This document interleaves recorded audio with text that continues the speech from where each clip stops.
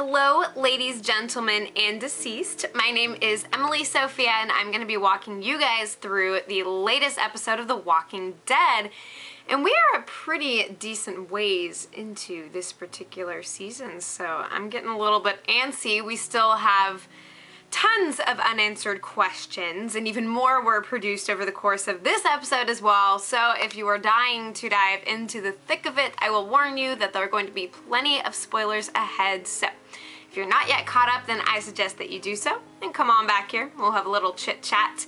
And also for those of you who watch NBC's Hannibal, you can get a little link to my latest review of that series, the second episode, in the description or the annotation here, so check that out if you don't have enough morbidness in your life of which to speak right now.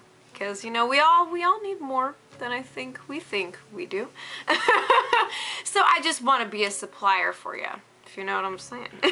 Alright, anyways, let us actually get into the details of tonight's episode. So, what I liked about this week was it did a slightly better job at building dramatic tension as compared to last week's episode. Because for a while we've had these, you know, these chapters that are very much focused on one group, but we have several. We have Daryl and Beth, although that group has turned into something of its own now, with Beth being who frickin' knows where with the vehicle. At least we assume that was her driving off from the funeral home. And then Daryl's with Joe and the bad boy band out in the wilderness, and you know, none too excited about that. But anyway, so that was one of our core groups. We had Rick and Carl and Michonne, which we haven't heard anything from them or about them in way too freaking long. I really am starting to miss them. It's quite strange, you know, with the Grimes family sort of starting off as the center point of the entire series, you know, and we've moved pretty far away from them being in the limelight, and understandably so. It's like, you know, it's not that the camera necessarily needs to be seated in one particular group. It's just that there have been some that, you know, it's kind of like the story is rotating through, but I prefer more of the interweaving stories. At the same time, again, it does build that tension and it makes us really desire to see those characters again. But anyway, so we got Beth and Daryl, the Grimes and Michonne group, and then we have the Tyrese's Woodland Daycare with Lizzie and Mika and Carol. And then this week's episode, we finally, oh yeah, and don't forget about Glenn, and then the new characters who we haven't seen anything about them in a long time either, which I find kind of strange. You know, it's difficult to introduce new characters and then sort of abandon them for a while, you know, and it's not that they're being abandoned, it's just that we as the audience don't get to know what's going on exactly. But, and then, so this week it was Maggie and Sasha and Bob, and then Beth and Daryl. And so I like the balance of this episode that we got to go back and forth between those two different groups and kind of see how everyone's, you know, trying to figure out where they're getting to, what with Terminus. And Maggie is trying to meet up with Glenn, and Sasha is trying to get over her fear of resettling of the sanctuary, you know, trying to figure out what makes life meaningful. Existential crisis, which Bob helps her through, not only with his lips, but with his pacifying words. And then things end on a rather hopeful note for their little group, you know. So at least we had like this one, there's one reunion so far, hooray. And then, on the other hand, we have Beth and Daryl, who I really enjoyed their storyline this episode. I mean, last week's was really fascinating as well, but again, I found myself feeling increasingly agitated over the course of this past week because theirs was the only story that I had fresh in my mind, and there's just so many other things going on. You know, and I can't really fault the writers for wanting to, I don't know what's a good synonym for extend, because like extend or prolong makes it seem like they're dragging things out, and I know that a lot of people would argue that they are, but for me, I can see both sides of it, you know. I think that this is a different kind of pacing than we're used to with this show. I mean, everybody's gonna complain all the time about anything, so I'm you know, I'm just trying to deal with it and hope that we get to see a massive explosion of everyone finding each other or craziness by the end of this season. But yeah, so I was really enjoying the Beth-Daryl duo, and what I really appreciate, you know, I tip my hat to the writers on this one because it would have been so freaking easy for them to have had Daryl and Beth hook up. You know, they found this nice peaceable little venue, and Beth is freaking, you know, serenading Daryl as he's laying in the coffin and you know, the candles and just all those fun little pieces that, you know, strike us as pretty romantic. But I'm glad that they didn't go that route because it just seemed far, and not even predictable.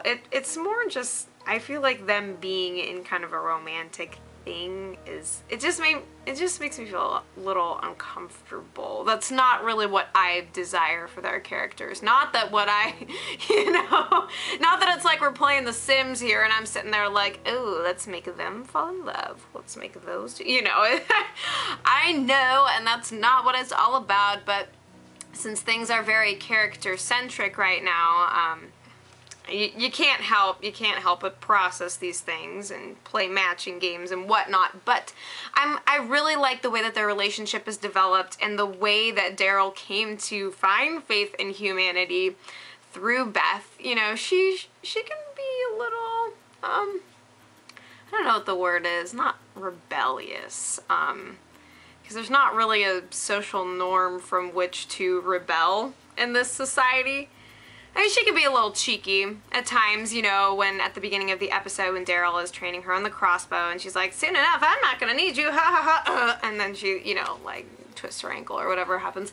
But, you know, at the same time, she has such a hopeful spirit, which is a crazy 180 from when we first encountered her back in the second season, and I continue to be proud of her for that. I wouldn't say that she's my favorite character of all time, but there is a maturity to her now that she did not possess earlier on, and naturally with experience, you kind of come into that state, whether you like it or not. Gotta grow up a little bit.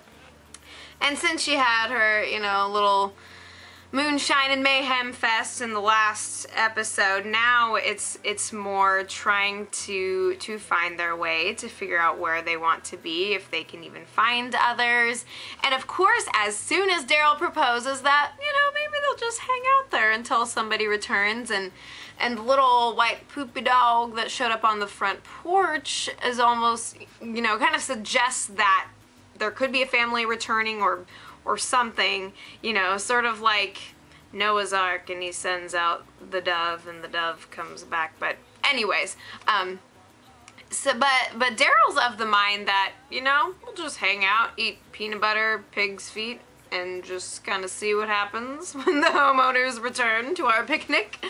Maybe we'll just all hang out together. And so, and Beth is like, hey, you don't really hate humankind as much as you thought you did. And he's like, yeah, maybe. But I think that it was a really cool progression to see for him, and how they care for one another, and just the vulnerable side that Daryl got to experience with her, only for the freaking door. I'm trying to come up with like clever words for things, and they are not coming to me tonight. But I mean, I have to ask, and it frustrates me to absolute death how this always happens in the show, but it will go from 0 walkers anywhere around, pure silence of the serene night, and then it's like a flippin' metal show mosh party ready to tear shit up, you know? Like,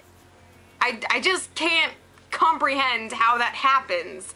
If they all have this telepathic mind meld thing where they all just lay dormant and then something tees one of them off and everybody else just kind of joins the Legion of the Undead, and also that there's still a lot of very strong and able-bodied, corpses running about, so that's also a little bit problematic too. I mean, you think about how long all of this has been going on, and you would imagine that there would be a lot more decrepit and decaying bodies because they're not able to find stuff.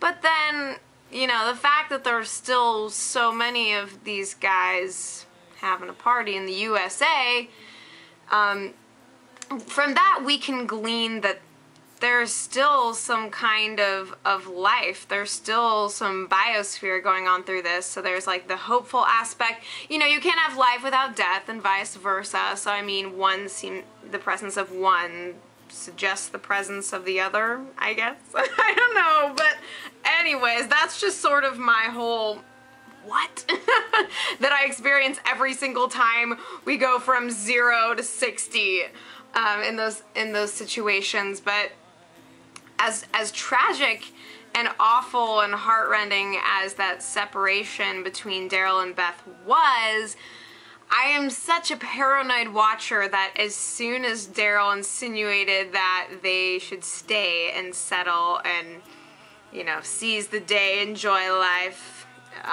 I just knew. I knew that the very opposite was soon to come simply because he said that. I mean, jinxing is a very real thing in this world. I become very superstitious about everything in these shows, and I'm not really a superstitious person in real life, but I'm just saying, it's the absolute worst. It's like, don't find hope, don't find joy or anything even remotely comparable, or else you'll lose it. You just have to be in this weird, ambiguous state of not really being into things, but not, you know, this middle ground. So that way you don't tempt the fates and the universe doesn't come after you because you're having too good of a time. Anyways, so I'm upset, and I feel bad for Daryl, and friggin' everybody does, because as soon as he has this life and he is willing to rebuild, it dismantles in a heartbeat. And of course, it's frustrating that Beth drives off all of a sudden after how quickly everything transpired. And also, I think it was kind of fun, the scene where Daryl was fighting the dead with the dead. I think that was kind of ironic. But anyway, so he rushes out and sees her taken off. She doesn't see him, and I mean, we can assume that it's her. I think. You never know, I guess. We won't know until we figure out where she is, if we do. Hopefully it won't be another Sophia kind of situation. But, yeah, it sucks, but at the same time, when you've got that many walkers throwing things around, you're not really, you know, it becomes an every man for themselves kind of scenario. And we see Daryl really beaten down after that, not just physically but emotionally as well. And the fact that, you know, the friggin' tool wagon shows up where he's just trying to catch some air, and it's hard to say what their motives are. You know, they got a little bit of sass, a little bit of attitude, but there's not super much that Daryl can do when everybody else is pretty well armed. So he submits. He decides to engage these people who clearly are interested in having him around for some kind of purpose, and whether they're malevolent or angelic, can't really say, and that's just not really the way that things work in this world anyway, because there is no black and white, only gray eternal, basically. So a little bit of poetry for your night. But yeah, so I don't know if Joe and company are from the comics, or, you know, just being brought in for the show. Could totally happen either way. I know that there's a lot of parallels going on between the comics and the show right now, so I'm always curious and still not caught up yet, so I have to ask, you know, these questions eternally, and I apologize if it bores you to tears or agitates you to the edge of your sanity. I don't intend to do so. I'm just trying to put the pieces together and see the parallels and how things are working out. Anyways, so we'll see what happens there.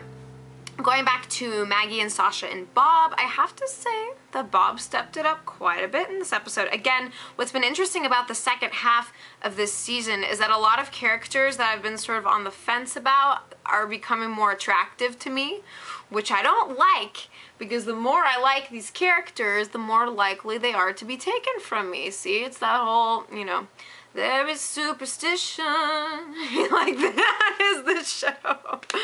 Everything is just, no, don't engage, do not, you can't, unless you want to lose everything, which is becoming my new hobby, if not profession. But at any rate, so he had some really interesting words of wisdom that I enjoyed, and the way that he kind of spoke into Sasha's life and teased her out of her front of fearlessness to make her own that fear. But it's in that fear that there is strength. There is strength because recognizing your own fear, you're willing to come into community with other people to fight things out. And Maggie herself realizes that when she takes off. And so there's a lot of really positive vibes about that whole story arc, I have to say. It was a little too feel good, if you know what I mean. But I like the three of them. I like how they work together. I know that Bob was the subject of a lot of controversy at the beginning of this season, you know, being where he came from and his alcoholism and generally just kind of lurking in the shadows and not being the most helpful and supportive guy. He's had the hots for Sasha for a while, but I think that the way that things unfold between them, I think they have pretty decent chemistry, you know? I miss me some Maggie and Glenn, being that it's been freaking forever since they had any semblance of a normal relationship, with him falling ill and then the prison not only falling ill but basically falling apart, and then they fall apart, and you know, so I miss them. But I think I really like what Bob and Sasha seem to have, and I don't know if there's still any demons in Bob's closet. Can't talk, sorry. Let's try that again. There very well may be. He's had his vices in the past, and we know that he hasn't been the most upfront and upstanding guy, but at the same time, you know, there's hope. And everybody's hugging and smiling, and we're grooving, and we're gonna, you know, everything's gonna be good, right? And also, I have to say that the very beginning scene of this episode threw me off quite a bit because it was a very extended flashback.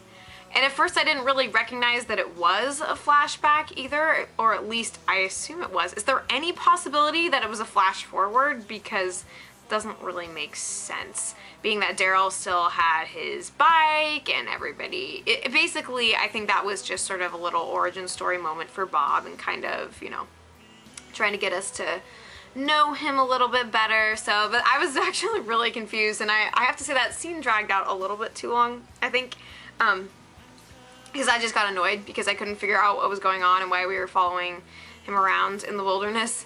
And in fact, I actually didn't recognize him at first because of the little stash thing, so it was just an awkward experience all around, but then things picked up, so I was happy about that. But yeah, so there was some cool moments, some good fight scenes. I like the Sasha-Maggie duo back to back, busting in heads. I do enjoy that. Lady power, I can dig. Yeah, so again, there's a lot of questions. What's going on with Beth? What's going to happen with Daryl? What's going to happen with every other freaking person in the world? I feel that we're in for a very controversial episode in the next week or two, and I think that it might be next week. We had the preview which showed that we're going back to Tyrese and Carol and the girls, and I think that Judith is still with them. I couldn't really see in like the little teensy upper right hand corner preview that they were showing right before the Talking Dead, but I've heard some disturbing stuff, and it pertains to Lizzie. And I don't like where things are going or what people are predicting, because I could totally see that happening. Basically, everyone is concerned about the longevity of keeping Judith along for the ride, and with the tendencies that Lizzie has revealed regarding her basically sociopathic nature. I don't think that we're in for fun stuff in the future. Leave your thoughts, your reactions, and your predictions below. I'd love to read them all as I get the time. And also, you can follow me on Facebook, Twitter, and Tumblr, SoundCloud as well. Got all the links in the description for that. And I do live tweet The Walking Dead pretty much every Sunday night. So, what episode was this even? Is this 13? Do we have... Yeah, I mean, we're getting close. We are going in for the kill, so I'm very curious to see where this season leaves us. I mean, I'm hoping that the action continues to pick up, and who knows, maybe some of these character arcs won't be resolved until the next season, and I just don't really know what to think anymore.